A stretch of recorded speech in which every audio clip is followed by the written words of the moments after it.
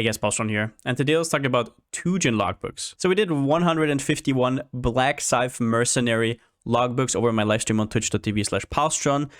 Basically just every day farming until we have full artifacts here, and then we did huge gambling sessions. In total, we spent 21 hours on these, but I'll talk about all of it. I'll talk about all the loot.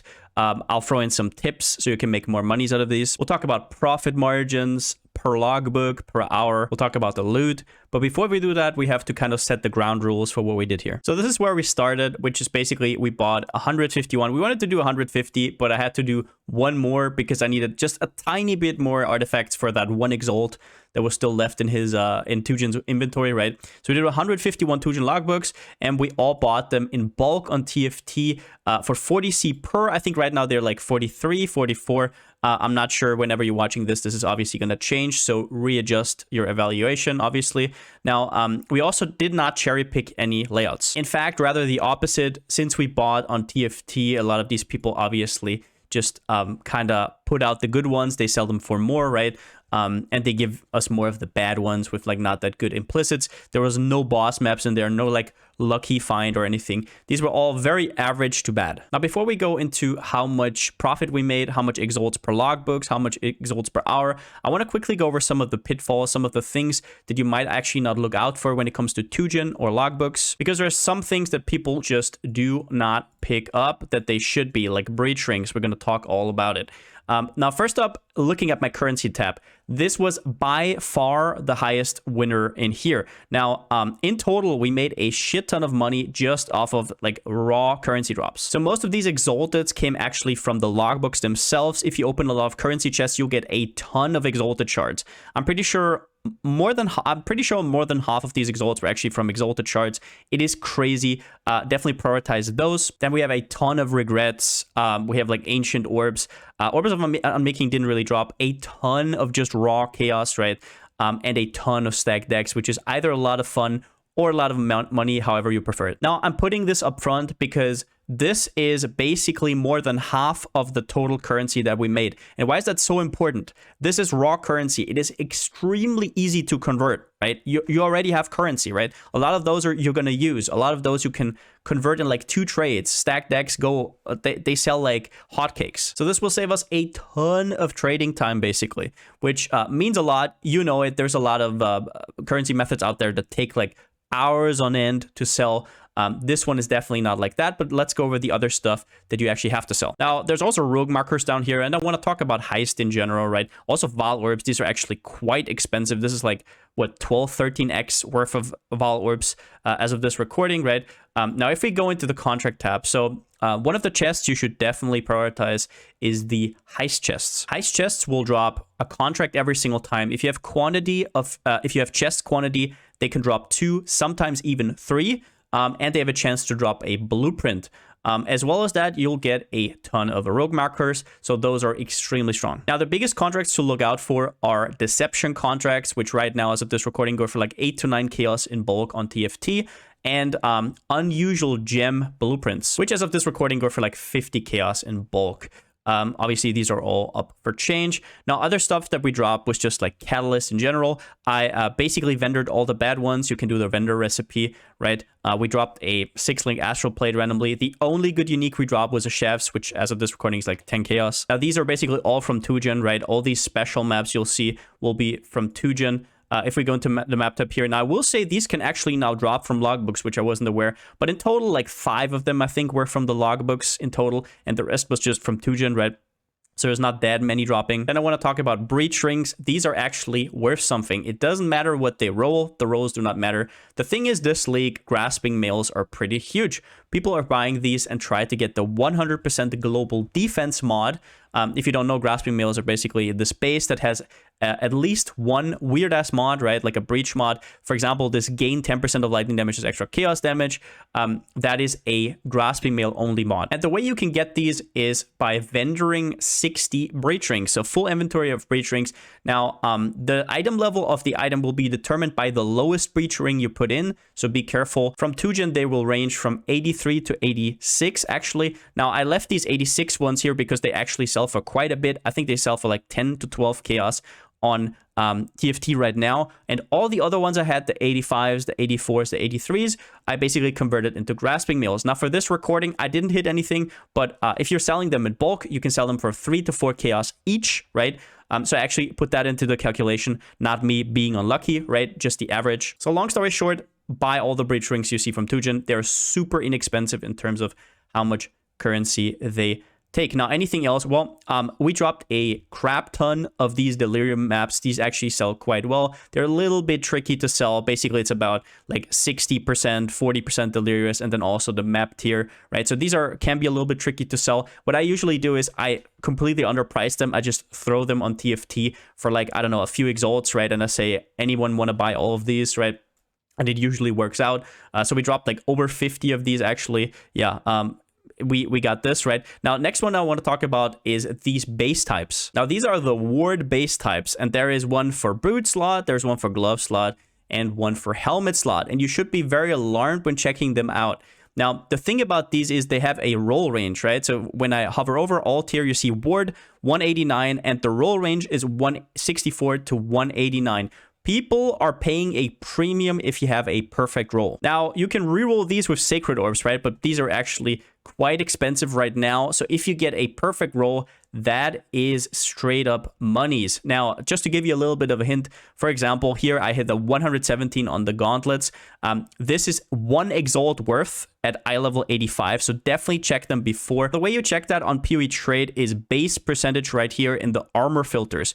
You go 100% here. For example, if we go runic sabatons right here and we go eye level 85, right? We can see right here that if we go non-unique, obviously, just for the rare base, right, we are starting at 1 exalt. Whereas if we don't put this in, right, we are starting at 5, 6, 7 chaos. So if somebody's pinging you and he's like, bro, I'll pay more, it's fine, just know that you probably missed something there. The perfect roll for gauntlets and boots both is 117, and for the runic crown 189. Now, as for some more big drops, I dropped 2 empowers, 1 enhanced, no enlightens unfortunately, which are quite expensive right now. Some 2120s that kind of sell. Vitality is actually like 50C. Increased duration 2120 is like an exalt. This is like an exalt right now. Actually, this is like 70C. This is an exalt. We also dropped, we got a Cortex map from Tujen, right?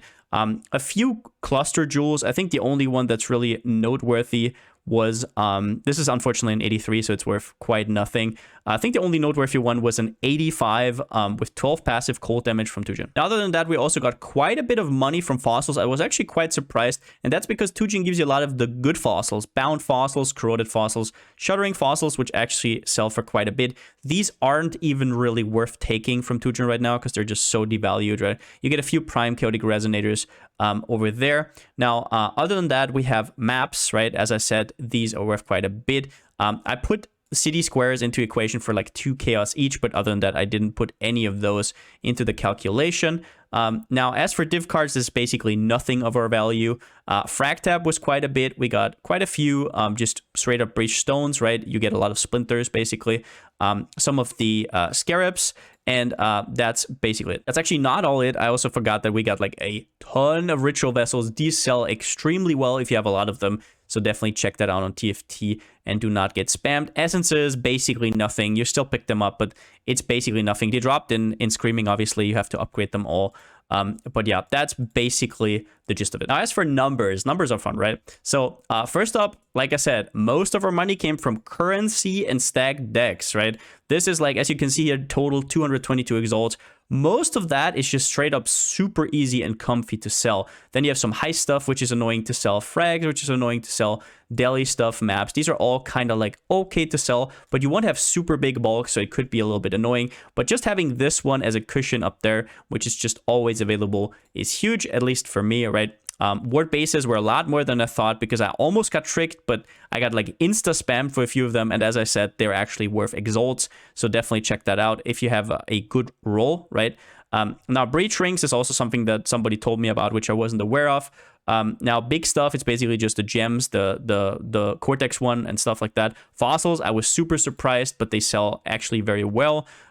Maps, just the special maps, right? Deli stuff. This was basically all the deli maps. I estimated very low though. fragments, heist stuff. Now, heist was a lot higher than I thought, but yeah, you just get a ton of contracts, right? Catalysts, cluster jewel essences, incubators, and div cards.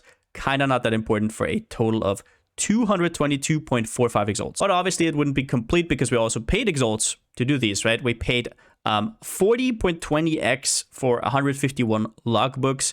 Then we paid also for extra exotic coinages, because if you cannot, you will use all of your rerolls and you even need more because you're going to focus on artifacts. We're going to talk about that in the tips section. And then also blast orbs, map rolling. Be careful with blast orbs. We're also going to talk about that, but they're actually quite expensive right now.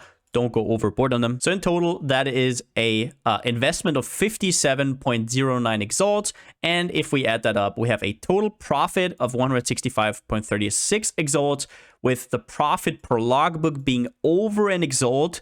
And the time investment was 21 hours. That was with Tujen gambling, just to be clear. And that comes out to 7.87 exalts per hour, which is pretty solid, honestly. I mean, like I said, there's a lot of raw currency there, not a lot of selling time. I'm sure if we compared the selling time to some of the other strats as well, we would probably go up in that chart. But overall, it was a ton of fun. If you like logbooks, this is definitely a nice strat. Now, do be sure, I don't know if Danik's logbooks are better. I have no idea, like Black Sun, right? We will only testing these right here.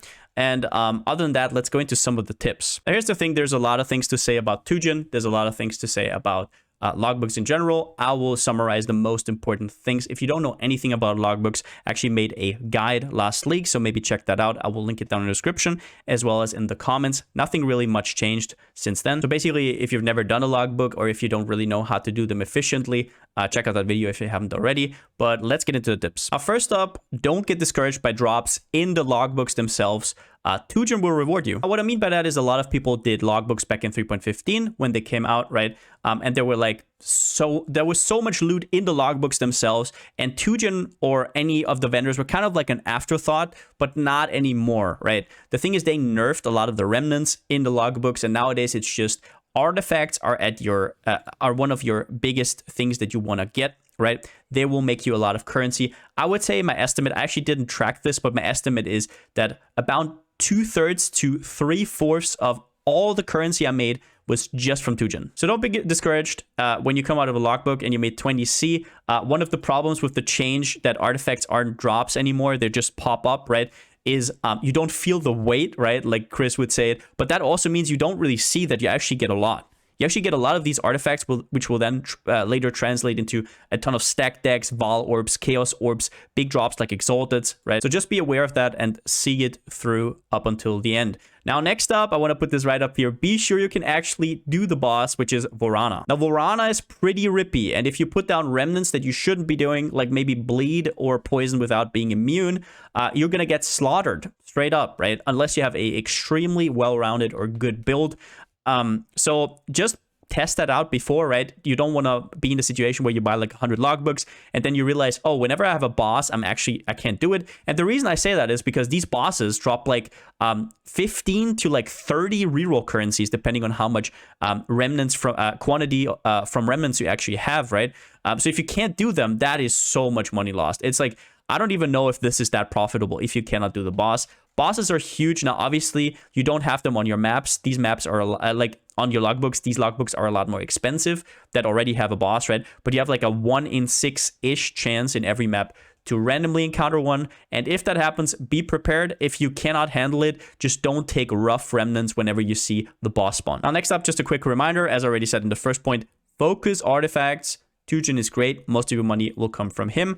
Then we have big drops are irrelevant. Now, why would I say that? What does that even mean, big drops are irrelevant? Well, it's basically, you go to Tujen, right? And as you see right here, I actually hit an Exalt that I can't afford right now. And you're like, oh my God, I didn't hit an Exalt in like 50 hits. I can't believe this. This method is so bad. But if you look, for example, right? Look at my currency tab right here. This is like 40 Exalts, right? Worth of stack decks. Are you hyped whenever you get 3 stack decks? No, you aren't, right? Are you hyped whenever you get 6 stack decks? No, you aren't. Are you hyped whenever you get Sextants? This is like almost 10 Exalts of Sextants, right? Whereas Exalted Orbs, obviously there's going to be a lot of them, but most of them actually drop from the logbooks themselves. So all I want to say is that don't focus too much on, oh my god, I got an Exalt there, oh my god, I got a Cortex there. Most of your money will come from all of these small things combined. Now, this is obviously true for most farming methods, but especially here where people are like, oh, Tujen, I have to hit something big, otherwise these rerolls cost like 5 chaos each. I might just sell them, right? Don't ever sell them. They're always worth on average. You'll get a lot of small things, and in total it adds up to be extremely lucrative. Now, next point we have is don't think too much unless you're new to logbooks. Now, this is actually quite sad, I think, because it used to be that logbooks were actually a lot more challenging, right? You had to like scout for getting duplicate remnants, right? You had to scout for getting the good remnants like a Scarab layout or something, or a Simulacrum Splinter layout. Nowadays, all of these remnants kind of suck. It is all about the artifacts and Tujen, which also means it's got a lot more like just mainstream, right? It's a lot easier to actually get into logbooks, which might be good if you're a new player. But for somebody who kind of experienced in 3.15, I think that was a lot of fun, right? It was very different gameplay. Nowadays, I would say just don't think too much. Just blast them, right? Just do more and more and more. Now, obviously, if you still see a duplicate remnant somewhere, I think it is worth to actually redo your whole thing, even if it's like at the end, because it just gives you so much extra reroll currency. But then again, I would say just grind them. Now, that does not mean that you will not get more if you know what you're doing, which is why I would still check out the logbook video, my logbook guide, if you're really interested, right? Once again, link it down in the description. But I'm just saying that a lot of these rewards in the logbooks got nerfed. So logbooks are now basically just like artifact dispensers. Now then we have, there is an artifact limit. Be careful. That means if you hit 50k here, it doesn't add any anymore. You cannot put them in your stash, right? Because they're not items, right? If I try to get them here, they're not items. They're not tradable, so you can't put them out. At 50k, they cap. Be careful. We did a Tujen gambling session every day because we were capped, right? So just be careful. It's 50k for these two, and I don't remember what it is for these two, but you will always hit these first. So just be careful that if you hit 50k, you're basically wasting artifacts. Now, next up, use scroll wheel on Tujen. What does that mean? So if you go to Tujen here and you haggle for items, right? You have this, and then you can haggle for it, right? Pretty easy. Well, you can also just use the scroll wheel. It's a lot easier. So the way I do this, I will just quickly do it right here, right? So I'm just going to buy all of these for no reason, right? So the fastest way to do this, don't buy everything. I'm just doing this as an example. You click here, and while you're going down with your mouse cursor, you already scroll. This is the fastest. So it's going to look like this, right? It's going to look like this. Don't think about the amount too much. You're always you're going to get the gist over time. This is basically how you buy the most efficiently. And this actually makes a ton of difference. This could save you an hour or two if you're doing a lot of logbooks. So just be mindful of that. Your wrists will also like you a lot more. Next up, use blast orbs, but don't overdo it. Now, I'm saying this because, so back in 3.15 when logbooks came out, everybody just kind of didn't really use them that much. They didn't realize how strong the implicits actually were. Right now, everybody who does them kind of knows about it. You use blessed orbs to reroll the implicits of your logbook. And if we go alt, you can see there's actually quite a huge roll range. So it's actually quite important to do it. But then again, blessed orbs right now are like, I think like 160 for one exalt. Yeah. So they're actually approaching chaos level. They're like 0.9 chaos orb per. So don't overdo it is what I'm saying, right? Just don't roll them too much. You're basically using a chaos orb whenever you do. So be mindful of that. Next up, I just wrote down a few things that I personally focus, right? I focus these chests. Heist, I already talked about this in the loot section. Currency, once again, this is something that people underrate because there's a lot of generic rewards in the game where if you see the currency sign, you're like, okay, there's gonna be like 2 fusings and a chromatic orb, right? Not in logbooks. Logbooks frequently drop exalted shards, actually, quite a few chaos orbs, and if you get quantity, you'll drop quite the big stacks, like quantity of chests, right? That scales with the currency drops. So these are huge and something you always want to focus. Artifacts, I already talked about this. Most of your money comes from artifacts. Logbooks are kind of just artifact dispensers, and also Delhi. Now, not as much for the Simulacrum Splinters or the Cluster Jewels, although you can get lucky, but mostly also for the Delhi maps. And then some of the layouts I like to run. Now, by no means are these like the best layouts. I just like them the most, right? I love running Vaal Temple. I love Dried Riverbed and Forest Ruins. Those are the most fun for me. I haven't really done any testing or any spreadsheets on what are the most rewarding ones. Now, just be careful with Vaal Temple and Forest Ruins. especially Vault Temple, is very, very narrow. So if your build is not that, let's say, good or like kind of budget, it's going to be hard to maneuver around certain remnants that completely destroy your build. So you want to have if you want to run Vault Temple, you want to have a build that can actually do almost all the remnants. Palsteron from the future here. One more point that I forgot about was don't take too many remnants. This is a mistake I see so many people make. It's crazy. So there is actually a patch note in 3.15.2, I think, that says that the boss gets increased quantity of their currency per remnant that you took before. So it has nothing to do with like getting quant remnants, just the number of remnants. Any remnant increases that. I have not been able to verify that ever. I hear everybody saying it. We've tried like 4 to 5 maps where we just took remnants, and then whenever we had the boss, we only took remnants, and it was like no difference whatsoever. Or like you would maybe have to do a few hundred of them to actually see the difference. I did not, right? So I just don't think it's worth it overall. Take that with a grain of salt. Maybe I was super unlucky. I don't know. But overall, even for non-boss maps especially, don't take too many remnants. Remnants were nerfed so hard, right, that a lot of them don't do anything. There's like stack decks, which are good. There's quant for artifacts, which is good. There's like quantity for chests, which is really, really good. But there's so many that just do nothing. Why would you take a downside to get a rare armor 50% of the time? That doesn't even show up in your filter. Don't take all of them. I know it's like they're on the map. I get it, but don't take them all the time. They're going to make your map harder. So number one, you could actually brick the map if your build isn't equipped for that. But number two, it's just going to make your mapping slower, right? You take this remnant here with 30% reduced damage. You take this remnant here with 40% res or something. And now all of a sudden, you're going to make less currency because your logbooks take 1 minute longer. So just be mindful of that. But overall, after doing this for like a few days, what are my thoughts about it? I think it was extremely fun. I love logbooks. If you don't do this. As always, fun is at the top of the block, right? Only do stuff that you're have fun with. Now, actually, my estimate for this was like 5 to 6x per hour, so I'm kind of surprised, right? Especially in the pace that we went. Like on stream, I always talk a lot, right? We just chill out. So I was very surprised. Somebody who was actually taking this a lot more serious and was kind of like focusing on it could probably maybe get to 10x per hour. I don't know. Once again, I want to point out, I don't know if Black Sun, like Danik's currency is actually better. I am not sure. A lot of people are telling me they're insane, right? So definitely check that out as well. Maybe somebody has like a YouTube guide on that. But overall, I must say I'm extremely happy with this because there's so much raw currency that I don't have to think about like converting or anything. But yeah, overall, even though the sextants make it a lot easier to get logbooks for people, they're kind of getting printed all day, right? The margins are still there. If you have fun doing logbooks, do them. But that's it for the video. If you liked it, give it a thumbs up. And if you haven't already, subscribe. As always, a huge shout out to my Twitch subscribers and my Patreons. I couldn't do stuff like this without you. Thank you so much. And yeah, it's over. I could actually do some more. Maybe I'm gonna at some point. Maybe we're gonna try out Danik's currency next. I'm not sure. Overall, it was a ton of fun. It was even better than I expected. It's just a very, very casual and casual friendly grind. Just be sure that you don't take too many remnants. But with that being said, since I still don't have a slogan, see you next time.